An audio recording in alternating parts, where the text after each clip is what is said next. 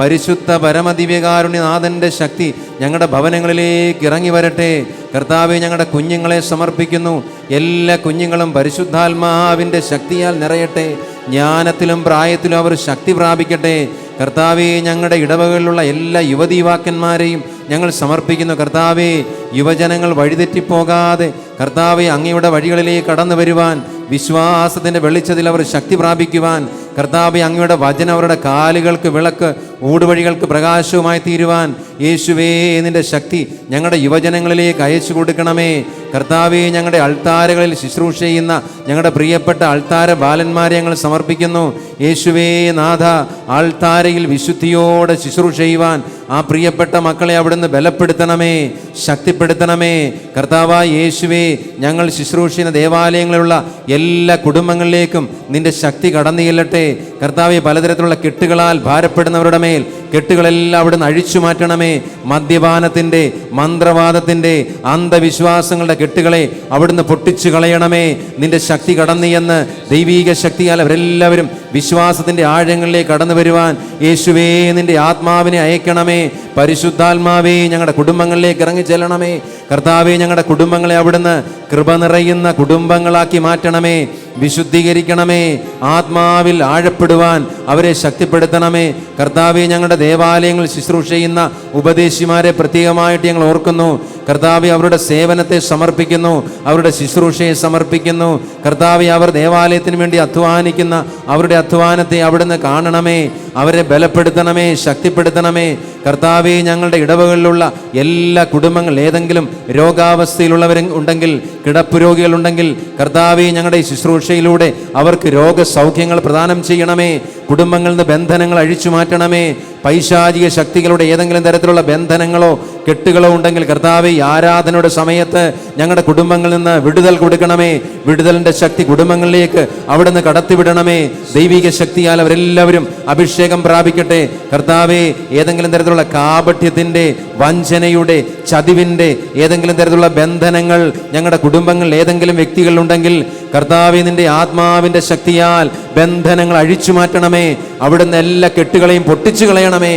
Hallelujah. കർത്താവെ, ഞങ്ങളിതാ വൈദികർ ഒന്ന് ചേർന്ന് ഏക മനസ്സോടെ ഒരേ ആത്മാവിൽ ഒരേ വിശ്വാസത്തിൽ പ്രാർത്ഥിക്കുകയാണ്. ഞങ്ങളുടെ ദേവാലയങ്ങളിലുള്ള എല്ലാ തരത്തിലുള്ള പ്രതിസന്ധികളെ അവിടുന്ന് മാറ്റിത്തരണമേ. ഞങ്ങളുടെ ദേവാലയങ്ങളെ വിശുദ്ധീകരിക്കണമേ. കർത്താവെ, ഞങ്ങളുടെ ദേവാലയങ്ങളിൽ നിന്ന്, ഞങ്ങളുടെ കുടുംബങ്ങളിൽ നിന്ന് ദൈവവിളികൾ ഉയരട്ടെ. കർത്താവെ, ദൈവവിളിയിലൂടെ അനേകർ വൈദികരാകുവാൻ, സമർപ്പിതരാകുവാൻ കടന്നു വരട്ടെ. ഹല്ലേലൂയ, ഹല്ലേലൂയ, ഹല്ലേലൂയ, ഹല്ലേലൂയ, ഹല്ലേലൂയ, ഹല്ലേലൂയ, ഹല്ലേലൂയ, ഹല്ലേലൂയ, ഹല്ലേലൂയ, ഹല്ലേലൂയ, ഹല്ലേലൂയ, ഹല്ലേലൂയ, ഹല്ലേലൂയ, ഹല്ലേലൂയ. യേശു തന്റെ ജീവൻ കൊടുത്ത് എന്നെ അവൻ വീണ്ടെടുത്തു. യേശു തന്റെ ജീവൻ കൊടുത്ത് എന്നെ അവൻ വീണ്ടെടുത്തു. തന്റെ തന്നെ രക്തം കൊടുത്ത് എന്നെ അവൻ സ്വന്തമെടുത്തു. തന്റെ തന്നെ രക്തം കൊടുത്ത് എന്നെ അവൻ സ്വന്തമെടുത്തു. പാപത്തിനെന്റെ മേൽ ഭരണമില്ല, ഇനി ശാപത്തിനെന്റെ മേൽ ഭരണമില്ല.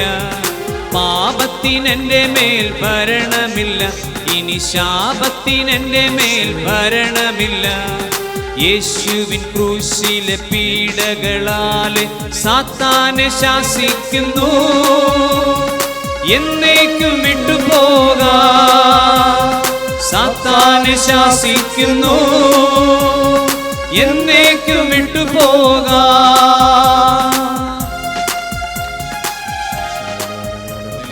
ായിരിക്കണമേ. അടുത്ത പരിശുദ്ധാത്മാവിൻ്റെ ഒരു അഭിഷേകത്തിനായിട്ട് പ്രാർത്ഥിക്കുന്നു. ഈ കൂട്ടായ്മയുടെ മേൽ കർത്താവിൻ്റെ തിരുരക്തത്തിൻ്റെ അഭിഷേകം നൽകുന്നു പ്രാർത്ഥിക്കുന്നു. ഹല്ലേലൂയ, ഹല്ലേലൂയ, ഹല്ലേലൂയ, ഹല്ലേലൂയ. ആരാധന, ആരാധന, ആരാധന. യേശുരാധന. തിരുരക്തത്തിൻ്റെ അഭിഷേകം, അഗ്നിയുടെ അഭിഷേകം, വചനത്തിൻ്റെ അഭിഷേകം, ആത്മാവിൻ്റെ അഭിഷേകം നൽകി ഞങ്ങളെ ഓരോരുത്തരെ വിശുദ്ധീകരിക്കും. പ്രാർത്ഥിക്കും. കർത്താവേ, നിന്റെ തിരുരക്തത്താൽ കഴുകണമേ, തിരുരക്ത കടലിൽ മുക്കണമേ, അഗ്നിയിൽ അഭിഷേകം ചെയ്യണമേ. ഈ ദേശത്തെ മുഴുവൻ, ഈ കൂട്ടായ്മയെ മുഴുവൻ അവിടുന്ന് അഭിഷേകത്താൽ നിറയ്ക്കണമേ എന്ന് പ്രാർത്ഥിക്കുന്നു. എൻ ജീവനേ കാളും വലിയതാ എനിക്ക് എൻ ജീവനേ കാളും നീ വലിയതാണെനിക്ക്. ഓ ഈശോയെ, എൻ്റെ ജീവനേക്കാളും വലിയ നന്മയായി നിന്നെ കാണുവാൻ ഞങ്ങളുടെ എല്ലാ യുവതി യുവാക്കന്മാരെയും കുഞ്ഞുങ്ങളെയും അനുഗ്രഹിക്കണമേ എന്ന് പ്രാർത്ഥിക്കുന്നു. പ്രതിസന്ധിയുടെ ഈ കാലഘട്ടത്തിൽ, വിശ്വാസ പ്രതിസന്ധി നേരിടുന്ന ഈ കാലഘട്ടത്തിൽ, വിശ്വാസ ജീവിതത്തിൽ തകർച്ച ഉണ്ടാകുമ്പോൾ ദൈവമേ, ഞങ്ങളുടെ കുഞ്ഞുങ്ങളെയും യുവതി യുവാക്കന്മാരെയും സവിശേഷമായി നിൻ്റെ അഭിഷേകത്തിനായിട്ട് സമർപ്പിച്ച് പ്രാർത്ഥിക്കുകയാണ്. എല്ലാ വസ്തുക്കളേക്കാൾ ഉപരി നന്മയായി നിന്നെ സ്നേഹിക്കുവാൻ വേണ്ട കൃപ കൊടുക്കണമേ എന്ന് പ്രാർത്ഥിക്കുന്നു. നിന്നിൽ നിന്ന് അവരെ അകറ്റുന്ന എല്ലാ തിന്മകളിലും പൂർണ്ണമായി വിടുതൽ കൊടുത്ത് അവരെ അഭിഷേകത്താൽ നിറയ്ക്കണമെന്ന് പ്രാർത്ഥിക്കുന്നു. യൗവനത്തിൽ ദൈവത്തെ അറിഞ്ഞ് ജീവിക്കുവാൻ, നിൻ്റെ സാക്ഷികളായി ജീവിക്കുവാൻ ഏലിയായുടെ തീഷ്ണതയാൽ അവരെ ജ്വലിപ്പിക്കണമേ എന്ന് പ്രാർത്ഥിക്കുന്നു. യെശയ്യായിലെ വിശുദ്ധിയാൽ അവരെ നിറയ്ക്കണമേ എന്ന് പ്രാർത്ഥിക്കുന്നു. ജെറമിയായെ പോലെ പ്രവാചക തുല്യമായ ശബ്ദത്തോടുകൂടി നിനക്ക് വേണ്ടി സാക്ഷികളായി ജീവിക്കുവാൻ ഞങ്ങളുടെ എല്ലാ മക്കളെ അനുഗ്രഹിക്കാൻ പ്രാർത്ഥിക്കുന്നു. കർത്താവേ, നിരാശയിൽ കഴിയുന്ന എല്ലാ യുവതി യുവാക്കന്മാരെ, ജോലി കിട്ടാത്തതിൻ്റെ നിരാശയിൽ കഴിയുന്ന അനേക മക്കൾ, പഠിച്ചിട്ടും എന്ത് പ്രയോജനം എന്നൊക്കെ ചിന്തിച്ചുകൊണ്ട് നിരാശപ്പെടുന്ന, സംശയിക്കുന്ന, ദൈവത്തെ ചോദ്യം ചെയ്യുന്ന അനേകം ചെറുപ്പക്കാർ, ജഡിക ആസക്തികൾ, കർത്താവെ, സോഷ്യൽ മീഡിയയുടെ അതിപ്രസരത്താൽ വിശ്വാസ ജീവിതത്തിൽ സംശയങ്ങൾ ഉണർത്തി ജീവിക്കുന്ന അനേക മക്കൾ, കർത്താവെ, അവർക്ക് വേണ്ടി ഞങ്ങൾ പ്രാർത്ഥിക്കുകയാണ്. കരുണയായിരിക്കണമേ. കൃത്യമായ ഒരു ഉത്തരം അവർക്ക് കാണിച്ചു കൊടുക്കണമേ. എമ്മാവൂസിലേക്ക് പോയ നിന്റെ ശിഷ്യന്മാർ തർക്കിച്ചു കൊണ്ടുപോയപ്പോൾ അവിടെ കൂടെ നടന്ന വചനം വെളിപ്പെടുത്തി കൊടുത്ത് അവരുടെ മനസ്സുകളെ നീ വിശുദ്ധീകരിച്ചതുപോലെ, കണ്ണുകൾക്ക് കാഴ്ച കൊടുത്തതുപോലെ, കർത്താവ് വ്യക്തമായ ബോധ്യങ്ങളിലേക്ക് നയിച്ചതുപോലെ ഞങ്ങളുടെ യുവതി യുവാക്കന്മാരെ അവിടുന്ന് കൃത്യമായ സത്യവിശ്വാസ ബോധ്യങ്ങളിലേക്ക് നയിക്കണമേ എന്ന് പ്രാർത്ഥിക്കുന്നു. കർത്താവെ, വിവാഹം നടക്കാത്ത അനേക ചെറുപ്പക്കാരെ കുറിച്ച് സമർപ്പിച്ച് പ്രാർത്ഥിക്കുന്നു. ജോലി കിട്ടാത്ത മക്കൾക്ക് വേണ്ടി പ്രാർത്ഥിക്കുന്നു. കർത്താവെ, വിവാഹ ജീവിതത്തിൽ ഇന്ന് തകർച്ച അനുഭവപ്പെടുന്ന അനേക യുവ ദമ്പതികളെ സമർപ്പിച്ച് പ്രാർത്ഥിക്കുന്നു. മക്കളില്ലാത്ത അനേക ദമ്പതിമാർക്ക് വേണ്ടി പ്രാർത്ഥിക്കുന്നു. കർത്താവെ, ഈ മഹാമാരിയുടെ കാലഘട്ടത്തിൽ കർത്താവെ, വിവാഹ ജീവിതത്തിൽ, കുടുംബ ജീവിതത്തിൽ അനേക തകർച്ച അനുഭവപ്പെടുന്നു. പിശാച് അവൻ്റെ സ്വാധീനം ഞങ്ങളുടെ കുടുംബങ്ങളുടെ മേലെ ചെലുത്തുമ്പോൾ അവയെല്ലാം കൃപയുടെ ഭവനങ്ങളായി തീരുവാൻ അവിടുത്തെ വചനത്തിൻ്റെ അഭിഷേകം, തിരുരക്തത്തിൻ്റെ അഭിഷേകം നൽകി വിശുദ്ധീകരിക്കണമേ എന്ന് പ്രാർത്ഥിക്കുന്നു. ഞങ്ങളുടെ കുഞ്ഞു മക്കൾക്ക് വേണ്ടി പ്രാർത്ഥിക്കുന്നു. ജ്ഞാനത്തിലും പ്രായത്തിലും ദൈവത്തിൻ്റെയും മനുഷ്യരുടെയും പ്രീതിയിൽ വളർന്നു വരുവാൻ തക്കതും നിൻ്റെ പരിശുദ്ധാത്മാവിൻ്റെ കൃപ നൽകി അവരെ അനുഗ്രഹിക്കണമേ. പരിശുദ്ധ അമ്മേ മാതാവേ, സകല വിശുദ്ധന്മാരുമേ, ഞങ്ങളുടെ കുടുംബങ്ങൾക്ക് വേണ്ടി, ഞങ്ങളുടെ മക്കൾക്ക് വേണ്ടി പ്രാർത്ഥിക്കണമേ. വാർദ്ധക്യത്തിലായിരിക്കുന്ന ഞങ്ങളുടെ മാതാപിതാക്കന്മാർക്ക് വേണ്ടി പ്രാർത്ഥിക്കുന്നു. കർത്താവേ, കരുണയായിരിക്കണമേ. വിദേശത്ത് ജോലിയിലായിരിക്കുന്ന അനേക മക്കൾക്ക് വേണ്ടി പ്രാർത്ഥിക്കുന്നു. കർത്താവേ, ഈ മഹാമാരിയുടെ കാലഘട്ടത്തിൽ ജീവിത ക്ലേശങ്ങളാൽ ഭാരപ്പെടുന്ന എല്ലാ മക്കളെയും സമർപ്പിച്ച് പ്രാർത്ഥിക്കുന്നു. കരുണയായിരിക്കണമേ. ഹല്ലേലൂയ, ഹല്ലേലൂയ, ഹല്ലേലൂയ, ഹല്ലേലൂയ. യേശു ആരാധന, യേശു ആരാധന, യേശു. അവിടുത്തെ പരിശുദ്ധാത്മാവിന്റെ ശക്തി, അഭിഷേകത്തിന്റെ ശക്തി, തിരുരക്തത്തിന്റെ അഭിഷേകം, വചനത്തിന്റെ അഭിഷേകം നൽകി വിശുദ്ധീകരിക്കണമെന്ന് പ്രാർത്ഥിക്കുന്നു. ഹല്ലേലൂയ, ഹല്ലേലൂയ, ഹല്ലേലൂയ. യേശുവേ ആരാധന. കർത്താവെ, സ്തുതിക്കുന്നു, സ്തുതിക്കുന്നു. ഹല്ലേലൂയ, ഹല്ലേലൂയ, ഹല്ലേലൂയ. സ്വരം ഉയർത്തി സ്തുതിച്ച് പ്രാർത്ഥിക്കുന്നു. യേശുവേ ആരാധന. കർത്താവേ, ജീവിതങ്ങളിൽ ഇടപെടണമേ, തകർച്ചകളിൽ ഇടപെടണമേ, രോഗാവസ്ഥയിൽ ഇടപെടണേ എന്ന് പ്രാർത്ഥിക്കുന്നു. Hallelujah, hallelujah.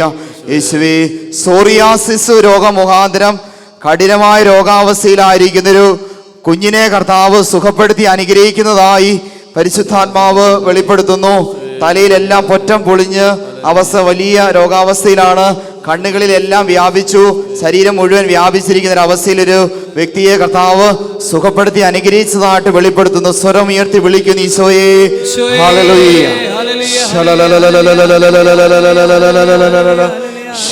നൂറുകണക്കിന് കുടുംബങ്ങളില് പരിശുദ്ധ രക്തം തളിച്ച് ഈശോ കുടുംബങ്ങളിലുള്ള മാലിന്യങ്ങളിലും രോഗപീഠങ്ങളിൽ നിന്നും പൈശാചിക ഉപദ്രവങ്ങളിൽ നിന്നും പ്രാർത്ഥനക്കുറവിൽ നിന്നും വിശ്വാസമില്ലായ്മയിൽ നിന്നും സ്നേഹക്കുറവിൽ നിന്നും എല്ലാം കുടുംബങ്ങളെയും വ്യക്തികളെയും മോചിപ്പിച്ചുകൊണ്ടിരിക്കുന്നതായി പരിശുദ്ധാത്മാവ് വെളിപ്പെടുത്തുന്നു.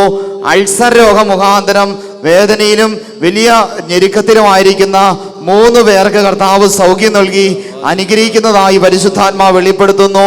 മുട്ടുമേൽ നിന്ന് പ്രാർത്ഥിക്കാൻ പറ്റത്തില്ലാത്ത വിധത്തിൽ കാൽമുട്ടുകൾക്ക് വേദനയുള്ള ഒരു വ്യക്തിയെ ഈശോ സുഖപ്പെടുത്തുന്നു. ചെറുപ്പക്കാരനാണ്. ചെറുപ്പത്തിൽ തന്നെ മുട്ടിന് തേയ്മാനവും മുട്ടിനകത്ത് വെള്ളം കെട്ടുന്ന രോഗപീഠയുള്ള മകനെ ഈശോ സുഖപ്പെടുത്തി മുട്ടുമേൽ നിന്ന് സ്വരമുയർത്തി കർത്താവിനെ സ്തുതിച്ച് ആരാധിക്കാനുള്ള കൃപ നൽകി സമയത്ത് അനുഗ്രഹിക്കുന്നതായി പരിശുദ്ധാത്മാ വെളിപ്പെടുത്തുന്നു. സ്വരമുയർത്തി വിളിക്കുന്നു ഈശോയെ. ഹല്ലേലൂയ, ഹല്ലേലൂയ, ഹല്ലേലൂയ, ഹല്ലേലൂയ. 3-ലധികം കേസ് ഒരു കുടുംബത്തിനെതിരെ ഒരു വ്യക്തി കൊടുത്തിരിക്കുന്നു. ആ കേസുകൾ മേഖലയിൽ കർത്താവിൻ്റെ കരുണയും സ്നേഹവും ഒഴുകി വന്ന് ആ മേഖലയിലെല്ലാം വിജയം നൽകുന്നതായി പരിശുദ്ധാത്മാവ് ഇടപെടുന്നു. വിജയം നൽകുന്ന യോദ്ധാവ് നിന്റെ മധ്യയുണ്ട്. അതിനാൽ നീ അനർത്ഥം ഭയപ്പെടേണ്ടതില്ല. ഈ വചനം കുടുംബത്തിൽ മാംസം ധരിക്കുന്നതായിട്ടും ആ കുടുംബത്തിൽ സന്തോഷവും സമാധാനവും വന്ന് വ്യാപരിക്കുന്നതായും പരിശുദ്ധാത്മാവ് വെളിപ്പെടുത്തുന്നു. സ്വരം ഉയർത്തി വിളിക്കട്ടെ ഈശോയെ. ഹല്ലേലൂയ, ഹല്ലേലൂയ, ഹല്ലേലൂയ. ജോമോൻ എന്ന പേരുള്ള മകനെയും തങ്കച്ചൻ എന്ന പേരുള്ള മകനെയും ആത്മാവ് തൊട്ട് അനുഗ്രഹിക്കുന്നതായി ബിജോയിയെയും പരിശുദ്ധാത്മാവ് തൊട്ട് അനുഗ്രഹിക്കുന്നതായി ആത്മാവ് വെളിപ്പെടുത്തുന്നു. നടുവിൻ്റെ ഡിസ്ക് അകലുന്ന രോഗപീഠയുള്ള ഒരു വ്യക്തിയുടെ ഡിസ്ക് കർത്താവ് ഈ സമയത്ത് തൊട്ട് അനുഗ്രഹിച്ച് സൗഖ്യം നൽകുന്നതായി പരിശുദ്ധാത്മാവ് വെളിപ്പെടുത്തുന്നു. ഷോൾഡർ ഊരിപ്പോകുന്ന ഒരു മകളെ ഈശോ സൗഖ്യം നൽകി അനുഗ്രഹിക്കുന്നതായിട്ട് വെളിപ്പെടുത്തുന്നു. മദ്യം അലർജിയായി മക്കളുടെ ജീവിതങ്ങളെ നശിപ്പിച്ചുകൊണ്ടിരിക്കുന്ന മദ്യത്തിന്റെ പൈശാചിക അരൂപികള് കർത്താവ് മദ്യം അലർജിയാക്കി വ്യക്തികൾക്ക് മാറ്റിക്കൊടുക്കുന്നു. മദ്യം കയ്പായും അതിനോട് വലിയ അലർജിയാക്കിയും പരിശുദ്ധാത്മാവ് മാറ്റുന്നതായിട്ട് വെളിപ്പെടുത്തുന്നു. സ്വരം ഉയർത്തി പ്രാർത്ഥിച്ചു. ഓരോ കുടുംബങ്ങളും ഈശോ വിശുദ്ധീകരിച്ചുകൊണ്ടിരിക്കുന്നു. മദർ തെരേസയുടെ സാന്നിധ്യം കുടുംബങ്ങളിൽ വെളിപ്പെടുത്തുന്നു. ജഡിക പാപത്തിന്റെ, വ്യഭിചാരത്തിന്റെ, മ്ലേച്ഛതയുടെ, ബ്ലൂ ഫിലിമിന്റെ അടിമത്തങ്ങള് കുടുംബങ്ങളിൽ പ്രവർത്തിക്കുന്ന, അന്തരീക്ഷത്തിൽ പ്രവർത്തിക്കുന്ന, വ്യക്തികളിൽ പ്രവർത്തിക്കുന്ന പൈശാചിക അരൂപികള് ഈ സമയത്ത് ആ മേഖലയിൽ കെട്ടപ്പെട്ട ജീവിതങ്ങൾ പ്രാർത്ഥിച്ചുകൊള്ളുക. നിങ്ങളുടെ ജീവിതങ്ങളെ ഈശോ മോചിപ്പിച്ചുകൊണ്ടിരിക്കുകയും തിരുരക്തമോടെ മേൽ വീഴുന്നതായും ചെങ്ങലകൾ പൊട്ടിപ്പോകുന്നതായും ദൈവം ആഗ്രഹിക്കാത്ത ബന്ധങ്ങൾ തകർന്നുകൊണ്ടിരിക്കുന്നതായും സ്തുതിച്ച് പ്രാർത്ഥിക്കാൻ കൃപ നൽകപ്പെടുന്നതായും പരിശുദ്ധാത്മാവ് വെളിപ്പെടുത്തുന്നു. അശുദ്ധ സംഭാഷണങ്ങളുടെ മേൽ ദൈവത്തിന്റെ ശക്തി കടന്നു വരികയും നാവിനെ വിശുദ്ധിയോടെ കാത്തു സൂക്ഷിക്കാൻ, നാവിനെ നിയന്ത്രിക്കാൻ നാവിന്റെ മേൽ പരിശുദ്ധാത്മാവിന്റെ ചൈതന്യം നാവിന്റെ മേൽ ഒഴുകി വരുന്നതായി പരിശുദ്ധാത്മാവ് വെളിപ്പെടുത്തുന്നു. ആത്മഹത്യാ ടെൻഡൻസിയുടെ പൈശാചിക അരൂപി വ്യക്തികൾ ഈ സമയത്ത് പുറത്തു പോകുന്നതായിട്ട് പരിശുദ്ധാത്മാവ് വെളിപ്പെടുത്തുന്നു. സ്വരം ഉയർത്തി വിളിക്കട്ടെ ഈശോയെ. ഈശോയെ സ്തുതിക്കട്ടെ. ഭാഷാവരമുള്ളവര് കുടുംബങ്ങളിൽ ഭാഷാവരത്തോടെ കർത്താവിനെ സ്തുതിച്ച് ആരാധിക്കട്ടെ. ഹല്ലേലൂയ, ഹല്ലേലൂയ. യേശുവേ നന്ദി, കർത്താവെ സ്തുതിക്കുന്നു. യേശുവേ നന്ദി. ഈശോയെ മാതാപിതാക്കളുടെ കണ്ണുനീര് പ്രാർത്ഥനയാ ഇതാ മക്കളുടെ മേൽ വന്ന് വ്യാപരിക്കുന്നു. മക്കളുടെ ജീവിതത്തിൽ കർത്താവിന്റെ പ്രവൃത്തികൾ ഉണ്ടാവുന്നതായും പരിശുദ്ധാത്മാവ് വെളിപ്പെടുത്തുന്നു. ഹല്ലേലൂയ. ബ്ലീഡിങ് കർത്താവ് സുഖപ്പെടുത്തി അനുഗ്രഹിക്കുന്നതായും ദൈവത്തിന്റെ പരിശുദ്ധാത്മാവ് വെളിപ്പെടുത്തുന്നു. ഹല്ലേലൂയ. യേശുവേ നന്ദി. തവ ജനതൈക്യശനം നീയേകി ഹല്ലേലൂയ, ഹല്ലേലൂയ. വാനവർ യോഗ്യാഹാരം താൻ ഒരുക്കിയൊരപ്പം അവർക്കവനേകി ഹല്ലേലൂയ, ഹല്ലേലൂയ. നിർലോഭം സ്വർഗേ നിന്നും ബാറയ്ക്കുമോ ശുഭഹോല ബോല ബ്രോവൽ റൂഹോ കാദീശോ മെൻവോലം വാദാമൽവോലം ഉൽമീനാമേ. ഉയരെ നിന്നാഴത്തിങ്കൽ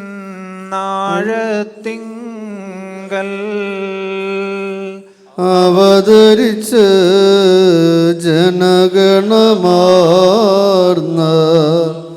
പൈതാരി ദ്രാദികൾ തീർത്ത സ്വർഗീയ ഹാരമിതല്ലോ.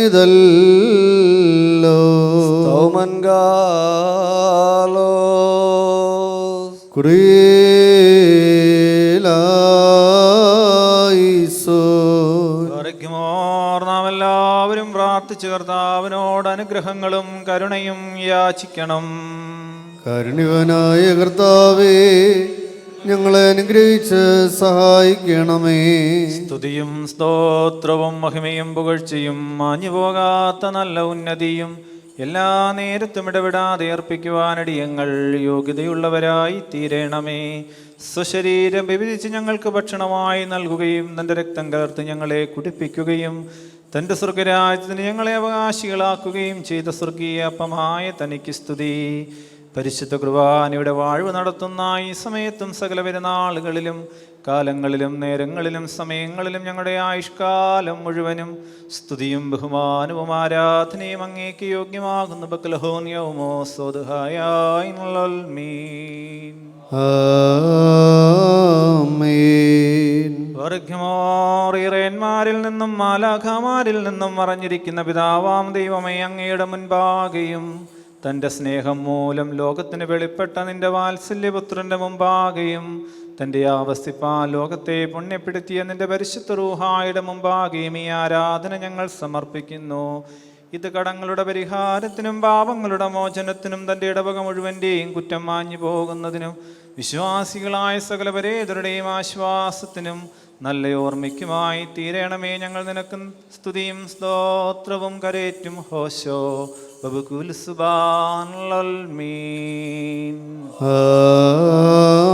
ആമേൻ. നാലോഹന ഹവേഷു ബുകോനോ ദുദുഹുദോഹേ ബദ്രാഹുനൻ മനവോലം മൽമീൻ. ആമേൻ. ജീവാഹാരം ഞാൻ തന്നെ നാഥൻ താൻ ചൊല്ലി, ഉയരെ നിന്നായി ഞാൻ വന്നു രക്ഷിപ്പാൻ ലോകം അയച്ചു താതൻ വചനമതാമെന്നെ കർഷകനെ പോൽ ഗബ്രിയേൽ വിതച്ചു. സൽഭൂമറിയാം ഗർഭേ ഞാൻ റൂഹായാൽ ജാതനായി. ദൂതന്മാരവർ ചെയ്യുമ്പോൾ ആചാര്യർ കൈകളിൽ ഹാലേലൂയ ഘോഷിക്കും നിന്നെ. മുറിയൊറാഹിമലനു അതാറീൻ.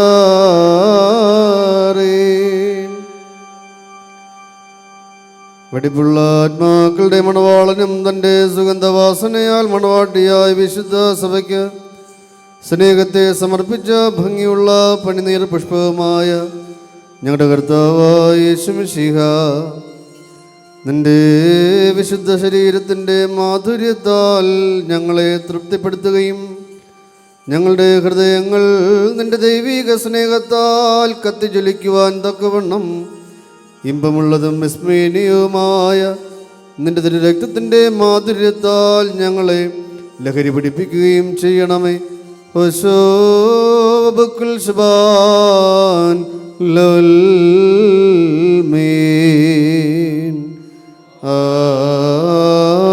ആമീൻ.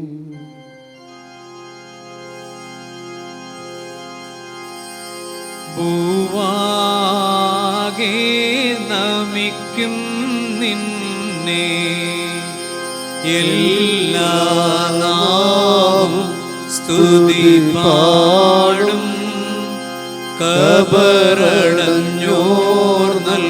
ശരണം നീയേ, മൃതനുയിർപ്പും